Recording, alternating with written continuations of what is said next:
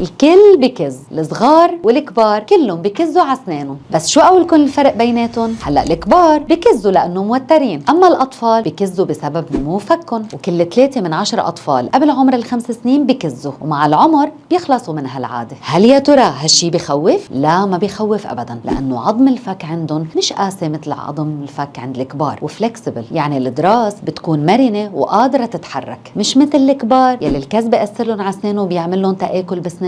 واذا كانوا عم بكزوا بعمر المراهقه، الحل انه نعمل لهم جوتير. وعلاج طفلك مش عند حكيم اسنانك، دكتور شروق هي مرجعك.